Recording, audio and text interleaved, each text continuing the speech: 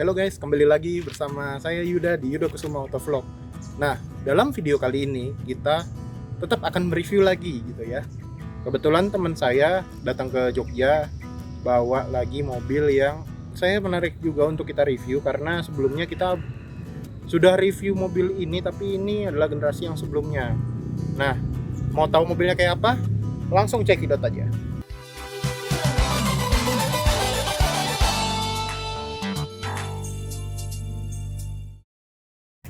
Nah, ini mobil yang saya bilang ini adalah Ford Everest generasi pertama. Jadi gini, saya kadang-kadang suka melihat ya, beberapa orang yang tertarik dengan Ford Everest itu kan ada 4 generasi. Pertama Ford yang versi pertama yang seperti ini. Lalu berikutnya generasi kedua yang kemarin sudah pernah saya review. Berikutnya yang generasi ketiga yang mukanya lebih modern kalau orang bilang. Dan yang generasi keempat yang emang full model change. Nah, rata-rata orang yang ingin membeli Ford Everest itu sebenarnya lebih ke arah generasi terakhir karena mungkin masalah tahun ya, karena kalau bisa cari tahun yang lebih muda gitu kan. Tapi apakah kalau kita pilih mobil yang generasi pertama seperti ini, apakah itu bermasalah? Sebenarnya sih kalau saya lihat justru malah ada kelebihannya. Nah, nanti saya akan membawakan Anda kepada beberapa fitur dari mobil ini. Itu apa yang menarik bagi kita dari mobil-mobil ini, mana yang kira-kira misalnya hal-hal yang positif dari mobil ini yang membawa kita kayaknya cocok untuk beli mobil ini. Yuk kita simak bareng-bareng. Nah, hal pertama yang menarik di mobil ini sebenarnya adalah bagian depannya. Oke lah, mungkin kalau di bagian depan orang-orang mungkin agak kurang wow ya, karena mobil ini kan sebenarnya di generasi pertama dia bentuknya sopan banget gitu ya. Tapi sebenarnya kalau dibilang sopan sih ya memang gitu ya, tapi menurut saya justru ada lovable-nya tersendiri gitu ya dibandingin yang versi berikut-berikutnya. Memang versi berikut-berikutnya adalah mobil yang lebih berkarakter gitu kesannya, tapi sebenarnya kalau kita lihat dari semua mobil itu generasi pertama sebenarnya yang kelihatan lebih baik. Kita coba cari contoh Kijang Innova yang generasi pertama saja, karena generasi pertama Kijang Innova berikutnya ke generasi kedua itu masih mending ya dari dia desainnya mobil itu. Berikutnya ke generasi ketiga, keempat itu sudah mulai agak nyeleneh sampai generasi terakhir yang dibilang Innova Barong. Nah, itu karena beberapa detail dari desainer ini sebenarnya pengen membuat bentuk yang karakternya lebih berbeda lagi dibanding yang sebelumnya. Tapi masalahnya karena yang diubah bagian depannya doang, kan bagian samping juga ada detail garis. Jadi kadang-kadang facelift itu kadang-kadang bentrok sama beberapa aksen garis. Jadi kadang-kadang suka nggak nyatu gitu. Nah, begitu juga di Everest ini gitu. Jadi kalau kita lihat Everest yang berikutnya memang lebih gagah, lebih maco, dan ada juga yang lebih sedan-like gitu ya. Tapi untuk generasi pertama ini yang lebih menyatu, ngeblend sama body itu yang generasi pertama ini. Karena dia bentuknya lebih rapi dan rasanya tuh kayak apa ya? Mungkin agak lebay sih, tapi kalau menurutku ini dia mirip sama karakternya Defender gitu. Discovery. Jadi karakternya mirip sama Land Rover Discovery. Jadi rasanya tuh elegannya dapet, maconya dapet gitu. Sebenarnya ini mobil yang tampilannya justru lebih manusiawi justru dibandingin sama yang lain-lain menurut saya. Bagaimana dengan Anda? Coba komen di bawah ya. Kira-kira kayak apa gitu. Nah, berikutnya adalah di sini detail lampu. Sebenarnya simple aja karena ini mobil tahun 2004. Jadi dia lampunya juga masih halogen biasa, lampu kristal. Terus di sini ada grillnya. Ini sebenarnya mukanya muka Ford Ranger banget sih sebenarnya. Ford Ranger yang lama, tapi menurut saya justru lebih enak dilihat yang model kayak gini. Terus ini grillnya dia chrome, ada logo Ford. Terus di bawahnya ini wow. Ini bagian sini dia besi loh, coy. Mirip kayak Panther ya. Jadi dia nih model sini besi, tapi di bagian bawah sini nih sebenarnya baru plastik biasa gitu ya. Jadi detailnya tuh terdiri dari 3, 1, 2, 3 gitu ya. Dan dia lebih clean sebenarnya sih. Dia di sini mulai kisi-kisinya, terus di situ ada fog lamp-nya. Ini udah diganti ya fog lamp-nya pakai fog lamp LED gitu. Biasanya kan kayak tetap pakai halogen gitu biasa. Tapi saya lebih suka sih dengan model yang simple kayak gini justru malah. Tuh, itu kalau bagian depannya. Oke, kita beralih ke bagian sampingnya. Nah, di bagian samping ini juga kita melihat beberapa perbedaan. Perbedaan yang paling mencolok sebenarnya ada di garis ini. Karena di garis ini sebenarnya kalau di Everest generasi kedua tuh nggak ada. di garis ini. Begitu juga di bagian sini, ini kan dia dikasih detail sen ya, sen samping. Tapi sebenarnya kalau di generasi kedua dia udah pindah ke bagian spion. Jadi spionnya yang udah ada sen, bagian sini yang udah nggak ada. Yang ininya masih sama, tulisannya Everest gitu. Terus untuk fendernya masih sama, modelnya mirip-mirip juga, model two tone. Nah yang berbeda itu sebenarnya di bagian kaki-kaki, karena kalau di ownernya sendiri dia kalau orinya pakai ring 15, sedangkan untuk yang versi ini nih dia pakai ring 16. Jadi secara desain juga sudah berbeda, dan dia juga menggunakan ban yang juga lebih besar lagi ya. Di sini dia menggunakan ban 265/75 ring 16.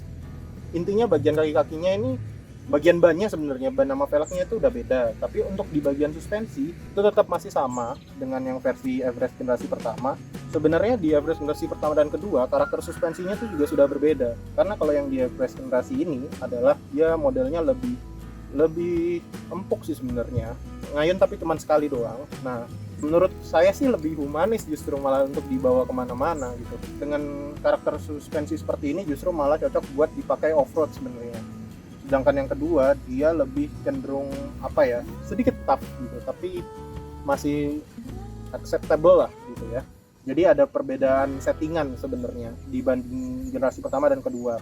Itu sudah dijelaskan di videonya si JJ Logi itu tentang Everest, coba dilihat aja.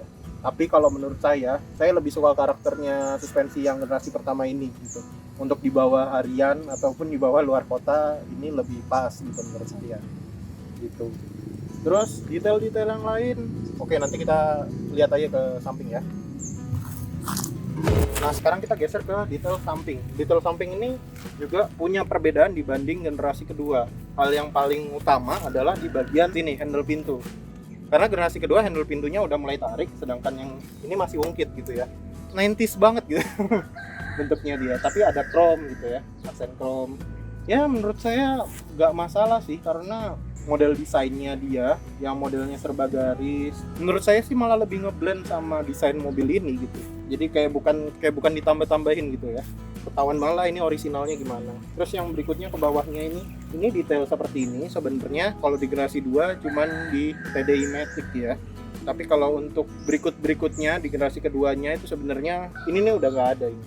Jadi kita hanya bisa temukan ini di Everest generasi pertama. Kalau yang kedua ya yang tadi saya bilang tadi gitu.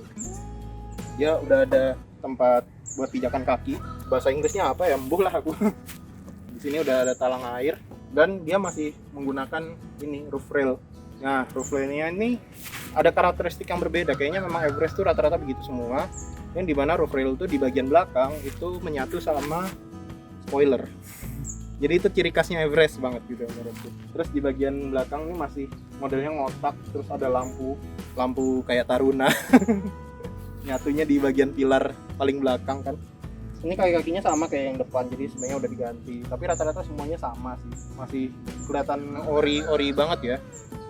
Ini ada tulisan intercooler turbo gitu. Kira-kira itu sih sebenarnya kalau detail yang lain. Yaudah kita cek ke bagian belakang, oke? Nah kalau bicara soal sektor belakang ini hampir nggak beda jauh sama yang generasi keduanya. Dia masih ada ini tempat buat plat nomor, dia di sini tulisan Everest di sini. Tipenya XLT ya, tapi ini Matic. Dia di sini sudah ada defogger. Ini nggak kelihatan karena kaca film doang, tapi ini defogger. Terus dia sudah ada wiper belakang. Ini konde ban di belakang. Ini tempat pijakan, push step kaki. Terus ini model knalpot taruh di sini, dan dia di sini ada cat eye-nya ya di bawah sini. Terus di ini ada high mount stop lamp. Yang jelas Everest tanpa ini itu bentuknya kadang-kadang rasanya aneh gitu. Jadi ini kayaknya spoiler ini kayaknya penting banget gitu di Everest. Coba deh spoiler gak ada di Everest tuh, aneh rasanya.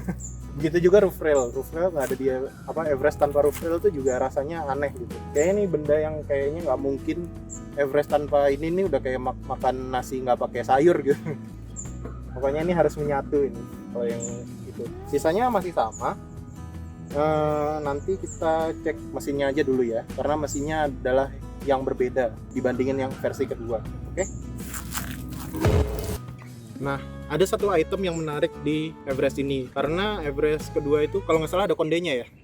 Ya, kalau Everest kedua tuh ada kondenya, tapi yang ini nih pure kayak gini. Cuma detail yang menarik dan menurutku ini adalah benda yang langka itu adalah di bagian sini. Ini apa sih? Ini sebenarnya kunci pengaman buat ban serepnya dia. Jadi dia kayak ditempel, ini kayak nempel di bautnya ini, tapi dia di sini ada kuncinya gitu. Jadi kalau diputer-puter ya nggak bisa kebuka kalau kuncinya nggak dimasukin. Ini adalah detail yang langka karena kayaknya kalau nyari di marketplace dan tempat-tempat yang lain tuh susah nemuin benda ini sih. Jadi ini kayak benda yang mungkin nggak orang jarang lihat, tapi sebenarnya kalau orang tahu ini itu wow banget gitu. Karena jarang sih, cuman di Everest pertama kayaknya benda ini gitu. Ini salah satu benda unik yang ada di Everest pertama ini. Oke, berikutnya sekarang kita bicarain tentang mesinnya. Nah, kalau mesinnya sendiri ini memang berbeda dibanding yang versi kedua karena bedanya nggak ada common rail. Jadi ini mesin 2500 cc intercooler turbo, tapi masih diesel yang masih zaman konvensional gitu ya, masih pakai Bospom dan yang lain.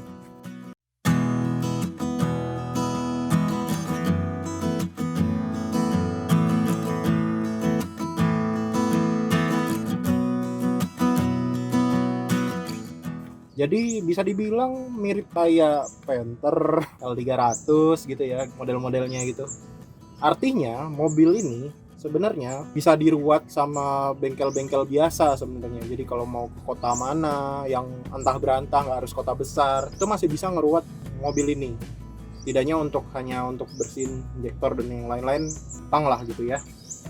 Terus untuk beberapa komponen di mobil ini sebenarnya nggak terlalu sulit-sulit amat juga karena dia masih ada substitusi dari mesin-mesin diesel yang lain gitu. Misalnya filter. Jadi kalau filter oli atau filter solar itu kita masih bisa menggunakan mobil-mobil yang lain kayak Innova, Kijang diesel, terus Kijang diesel, terus Panther dan yang lain-lain. Nah, perbedaan yang mencolok lagi di Everest pertama dan Everest kedua ada pada peredamnya. Karena di atas ini sebenarnya mereka nggak kasih peredam. Untuk yang ownernya mobil ini nih dia kasih peredam biasa aja sih. Memang perbedaannya itu kalau nanti ke Everest kedua itu sudah kita bisa temuin peredam-peredam lainnya. Itu masih bisa kita pasang kok secara variasi, jadi simple. Yang menarik adalah memang karena mesinnya dia itu mesin sederhana, jadi kita perawatannya lebih enak gitu ya. Jauh lebih enak dibanding yang common rail dan tentu aja bisa nenggak solar. Dan yang satu lagi adalah masalah tenaga. Seberapa beda sih tenaganya yang versi generasi pertama dan kedua ini? Sebenarnya beda sih jauh, cuma nggak ekstrim amat menurutku sih. Karena kalau yang versi kedua itu lebih ke arah mengejar kecepatan. Jadi kalau nyamannya di jalan tol atau jalan yang lempeng. Sedangkan ini memang karakternya masih karakter model mobil off-road gitu ya. Ya sama kayak Ranger yang generasinya dia juga kan. Untuk kegunaannya untuk fleet gitu. Jadi seandainya untuk buat off-road, untuk jalan-jalan yang nggak terlalu bagus, ataupun ya misalnya jalan yang bagus aja tapi kalau jalannya di kayak Pantura atau apa itu ini masih memungkinkan, masih enak gitu ya karena dia tenaganya ada di taran bawah gitu. Kira-kira itu sih. Dan itu yang menurut saya mobil ini sebenarnya cukup baik untuk dipinang juga karena perawatannya itu yang enak gitu. Karena kita oke lah masalahnya logonya Ford, tapi dia tuh masih bisa diruat gitu loh, nggak terlalu membingungkan untuk dirawat sebenarnya ini mobil, apalagi yang versi ini gitu. Kira-kira itu, jadi ini mesinnya oke sih menurutku. Oke, lanjut ke dalam. Oke, sekarang kita masuk. Sekarang kita masuk ke kabinnya Ford Everest generasi pertama ini. Ini miring emang karena bannya tak setting miring ya tadi. Di kabinnya Everest ini sebenarnya nuansanya berbeda dengan versi generasi kedua. Kita kelihatan ya dashboardnya aja udah beda. Karena dashboardnya yang generasi kedua tuh lebih ngotak ya, bentuknya ngotak. Karena kan di sini kalau nggak salah ada agak naik sedikit karena dia kalau nggak salah double din. Nah kalau di sini dia pakainya single din dan kita bisa lihat trimnya dia juga walaupun two tone juga tapi berbeda. Dia lebih abu-abu. Nah, kalau yang untuk joknya ini sebenarnya sudah di-retrim sama pemiliknya. Tapi sebenarnya kalau main tahu aslinya tuh dia pakai warna abu-abu, tapi dia juga kulit juga gitu. Karena modelnya waktu dulu pas dibeli itu udah hancur-hancuran, jadi dia retrim lagi dengan model seperti ini. Ya menurut saya sih lebih baik modelnya malah warna black gini ya, walaupun memang kadang-kadang susah dalam perawatan, tapi untuk secara penampilan saya lebih seneng modelnya black gini gitu karena lebih lebih meruang gitu. Jadi kalau misalnya warnanya kabin itu cerah, sebenarnya ada pengaruh ke feelingnya kabin, jadi agak lebih mengeruang dan lebih enak dilihat. Terus berikutnya beberapa item yang ada di sini kita bisa lihat. Pertama di atas dulu ya, kita di sini visornya sudah ada kaca. Di sini juga udah ada kaca juga, dan dia di sini sudah ada tempat buat naruh kacamata, ada 2 di sini. Kita masuk ke bagian cluster information-nya. Nah, di cluster information-nya ini dia modelnya berbeda dengan generasi kedua yang dimana dia ada casingnya gitu ya. Kalau yang pertama ini dia cenderung polosan dan warnanya backgroundnya hitam. Terus kita bisa lihat di sini font angka-angkanya itu cenderung besar, tapi tachometernya itu diameternya itu kecil gitu. Sebenarnya mirip sih sama yang versi yang kedua, cuma karena dia nggak ada casingnya jadinya menurutku malah lebih better kayak gini karena lebih mudah dipantau gitu ya. Nah, kalau kita nyalain mesinnya itu dia nanti pendaran warnanya hijau, bisa teman-teman lihat di video berikutnya ini. Terus untuk setirnya sendiri dia modelnya berbeda dengan yang generasi kedua. Kalau kedua tuh cenderung lebih ngotak ya, kalau dia rounded aja, bulat. Genggaman setirnya karena ini udah dikasih pelindung jadi kita lebih tebel rasanya. Cuma dia modelnya nih palang 4 begini, lalu dia ada airbag, tapi airbagnya 2 di sini sama di sana. Untuk fitur-fiturnya sendiri sebenarnya standar sebenarnya. Pertama di sini hazard, terus kedua di sini defogger, terus di sini ada wiper belakang. Nah, di sini buat semprotannya wiper belakang, terus di sini untuk lampu dan di sini untuk mengatur wiper belakangnya. Sudah intermittent juga. Terus di bagian sebelah sini kita bisa ngatur arah spionnya. Kalau berikutnya ada bisa ngatur lampu, jadi lampunya bisa naik turun. Terus membuka membuka BPM. Terus di sini untuk membuka tangki juga di bawah. Starternya itu masih model kunci yang seperti ini. Jadi tipis ya, kecil gitu. Terus untuk remnya dia sendiri, handbrake-nya dia masih model kayak kijang super gitu, tuas. Di Datsunku juga ada. Berikutnya lagi ada di bagian tengah sini. Kita bisa lihat nih center clusternya, dia masih menggunakan single DIN. Kalau yang berikutnya itu kan sudah double DIN ya, jadi kita bisa pakai monitor juga. Terus di sini kisi-kisi AC-nya seperti ini, dia kotak simple aja. Bawahnya lagi ini adalah pengaturan AC. Pengaturan AC-nya sebenarnya lengkap, walaupun modelnya kecil ya, masih knop-knop putar kayak kompor gitu. Mengatur suhu, di sini juga mengatur kecepatan AC, mengatur arah AC juga. Ini kita bisa buka tutup ventilasinya dia gitu. Terus yang di bawahnya lagi ini ada tempat asbak. Nah, setelah tempat asbak, dia di sini dilengkapin sama dua tempat colokan gitu ya, tapi colokannya modelnya bulat. Jadi kita harus pakai adapter yang seperti ini kalau buat ngecas gitu. Tapi 2 loh di depan lagi. Kayak kurang apa gitu. Terus di sini ada tempat buat naruh penyimpanan, walaupun dia kayaknya lebih kecil sih dibanding yang generasi berikutnya. Nah, yang membedakan adalah di sini karena untuk yang Everest yang pertama ini teman saya pakai ini Matic. Nah, di sini ada tempat penyimpanan juga. Untuk Maticnya sendiri, Maticnya modelnya dia model lurus gitu, nggak model bergerigi seperti itu. Nah, di sini kita ada hold-nya, ada shift lock-nya. Terus berikutnya lagi ada tempat konsol ya. Ini konsol buat minuman, ada 2 di sini. Jadi bagian sini bisa, bagian sini bisa. Terus di sini ada tempat buat naro koin atau naro yang seperti ini gitu ya. Remote masih bisa. Hal yang berbeda lagi ada di bagian konsol box, karena konsol boxnya dia ini desainnya dia lebih rounded ya kalau untuk yang versi generasi pertama ini. Dan dia ada 2 step. Pertama di bagian sini, terus yang di dalam berikutnya bagian sini. Jadi ada 2 tempatnya. Aslinya tuh kayak gini sebenarnya. Kainnya itu yang buat jok aslinya tuh. Untuk box dashboard, nah ini beda ya, dia ada katalognya coy. Pedoman pemilik, mantap. Ini langka loh kalau dijual. Intinya sih mobil ini kapasitas yang di box ini cukupan lah teman dia nggak ada per atau segala macam tuh.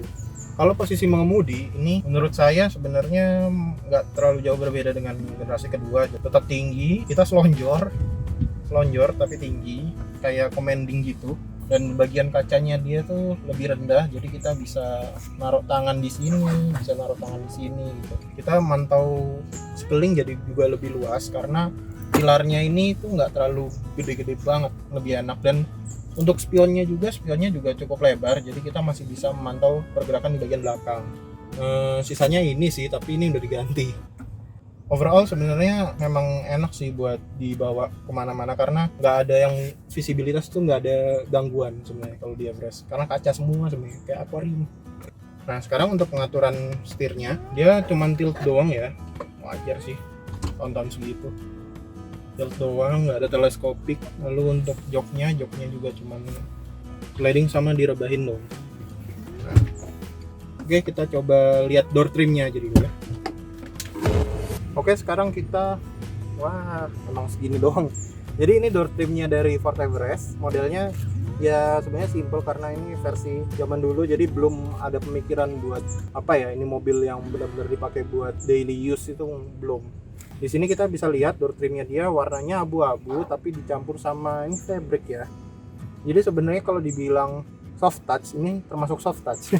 Soft touch, ini juga soft touch, ini kan kulit nih. Ini bagian sini besi apa namanya, plastik gitu ya. Nah sekarang untuk detailnya, dia penguncinya masih di sini ya, benar-benar tahun 2000-an banget gitu. Jadi di bagian sini hanya pure cuman buat membuka pintu aja, dan dia ada sentuhan warna chrome, walaupun agak kecil sih, nggak ada masalah sebenarnya. Nah di sini ada tempat handrestnya kita. Ini panjang banget, cukup banget buat mau gedenya seberapa juga bisa kesanggal lah anggapannya. Di sini ada tempat buat naruh koin, terus di sini juga tempat buat power window-nya, buat child lock-nya. Terus di bawah itu ada tempat buat menaruh barang-barang, tapi barang-barangnya dia tuh simple sebenarnya. Jadi cuman buku doang sebenarnya yang taruh di sini, buku sama brosur. Untuk naruh minuman nggak ada ya di sini. Naruh minumannya lebih ke arah ke center console-nya tadi. Nah di sini ada tempat audionya. Kira-kira itu sih kalau door trimnya di bagian depan. Nah sekarang kita pindah ke bagian belakang. Oke. Oke, sekarang kita masuk ke kabin baris kedua. Nah, kabin baris kedua tentu aja nggak ada perbedaan yang signifikan dibanding yang generasi kedua ya. Ya, paling detailnya kayak gini. Namanya double lower, tapi double lowernya dia itu satu bolongan untuk satu orang. Sebenarnya sama kayak yang generasi kedua. Yang berbeda cuman mungkin bagian sini nggak ada detail lampunya aja. Nah, di sini ada 3 tipe pendinginan. Terus untuk detail fitur yang lain, itu bagian sini ada tempat asbak, bagian sini ada tempat buat minuman. Di sini ada 3 tempat, tapi untuk size-nya sebenarnya nggak terlalu besar-besar amat. Kalau yang ini nih sebenarnya universal nih, beli sendiri. Jadi bukan itemnya Ford. Fitur lain ya paling ini. Hand grip itu ada 1, 2, 3, 4, dan 5. Jadi ada 5 item yang di tempat supir tadi nggak ada hand gripnya. Di sini nggak ada handrestnya, tapi di sininya ada kan tadi door trim. Jadi pakainya door trim aja. Terus untuk headrest itu cuma 2 di sini. Wajar sih, di generasi kedua juga modelnya 2. Sabuknya dia nih kalau di generasi kedua bagian depan nih bisa dinaik turunin, tapi kalau yang di sekarang ini masih fix dia modelnya. Di sisi belakang juga fix. Nah untuk posisi duduk sebenarnya teater, jadi di bagian belakang tuh lebih tinggi sedikit. Pemandangan kiri kanan luasa, visibilitasnya leluasa bisa dibilang. Dia juga kacanya di bawah ini kan tangan kita, jadi kita bisa naruh seperti ini, bisa taruh di handrest, lebih ningrat lah, kelihatan banget ningratnya. Nah tapi mungkin masalahnya cuman di bagian posisi kaki sebenarnya nyaman, dia longgar. Masalahnya cuman di bagian bawah situ dia nggak ada tempat buat ngolong kaki, jadi ya udah fix begini aja, kita nggak bisa lebih selonjor lagi gitu. Bagian sini, area sini masih oke, bagian kepala jelas oke banget ya, luas juga gitu kan. Yang bagian sini masih bisa, tapi mungkin kakinya lebih lipat lagi. Oh ya, saya tingginya 176 jadi kira-kira masih leluasa lah untuk saya untuk duduk di sini. Sekarang kita pindah ke bagian belakang. Oke, sekarang kita pindah ke door trim kedua. Kalau door trim kedua ini tentu aja nggak beda jauh sama door trim yang pertama ya. Ini untuk baris kedua dia tetap di sini dikasih kayak semi leather, padahal ini plastik, tapi di sini baru leather beneran. Jadi ini kulitnya. Terus di sini pakai kayak blue gitu, aksen blue sama kayak bagian depan. Ini dia ada handrestnya tetap. Di sini ada tempat naruh koin, dan di sini ada tempat power window-nya. Ini tempat buat membuka pintu, dan di sini buat locknya dia ada di bagian atas. Di bawahnya ini juga ada tempat buat penyimpanan, tapi sama, dia tempat penyimpanannya tuh hanya untuk sebatas naruh buku. Bedanya untuk di bagian depan kita bisa naruh buku secara tidur, tapi kalau di sini kayaknya kalau nggak miring ya agak naik sih. Terus di sini ada tempat buat audionya. Kira-kira seperti itu. Yuk kita masuk, kita lihat baris keduanya. Sip, sekarang saya sudah ada di bangku baris ketiga dari mobil ini. Ya seperti yang saya bilang, tinggi saya 176, dan gimana ya, bingung, ini bisa dibilang ini sebenarnya muat-muat aja di saya. Cuma kalau untuk perjalanan jarak jauh udah pasti bakal ada rasa-rasa kurang enak ya, karena dia modelnya ini dia tetap teater, tapi karena kursinya dia ini size-nya sebenarnya nggak gede-gede banget, cukupan buat saya. Cuma dia pertama nggak ada headrest. Terus yang berikutnya lagi, bagian depan ini memenuhi sih, jadi nggak ada jarak 3, tapi sebenarnya di bagian bangku bawah ini dia profilnya itu joknya tuh rata, jadi dia nggak bentuk gini gitu loh.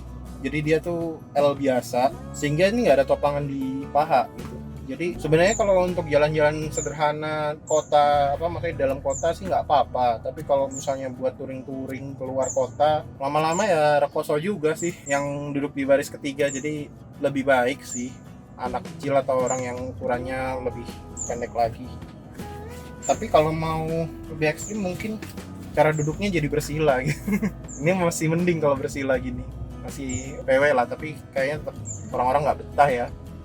Nah untuk soal fiturnya itu sebenarnya simpel sih. Dia ada tempat minuman di sini. Nah untuk yang bingung di sini apaan gunanya? Sebenarnya ini buat tray. Jadi sebenarnya kalau bangku baris ketiga ini dilipat, di sini nanti dipasang tray, atau mungkin ini dibongkar gitu ya, pasang tray buat membedakan akses baris kedua dengan barang gitu ya, biar barangnya tuh nggak nyasar ke baris kedua. Traynya di sini. Jadi nggak usah bingung kenapa ini buat apaan nih, nggak usah bingung. Terus apalagi ya, sini tadi kan ada hand grip. Nah kita masih dapat kisi-kisi AC double blower, udah lumayan. Terus sama ada sabuk nih, sabuk pengaman nih kayak gini. Tapi kalau kakinya lipat ini rasanya aneh. Sebenarnya yang kurang di sini adalah pertama akses kakinya, karena dia di sini juga kita nggak bisa ngolong sih.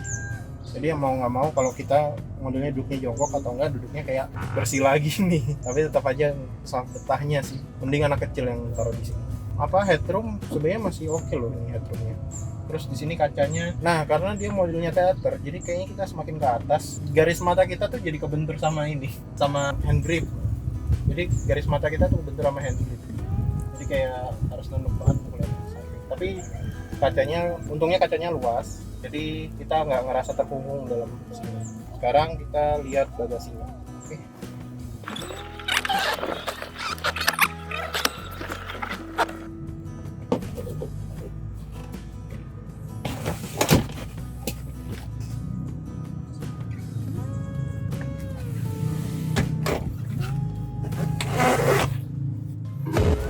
Oke, sekarang kita lihat bagasi dari Everest ini. Nah, sebenarnya Everest ini ukuran bagasinya tidak jauh berbeda dengan versi generasi kedua. Hampir ada detail-detail yang nggak jauh beda sih sebenarnya. Kecuali ya warnanya ini dia lebih hitam ya.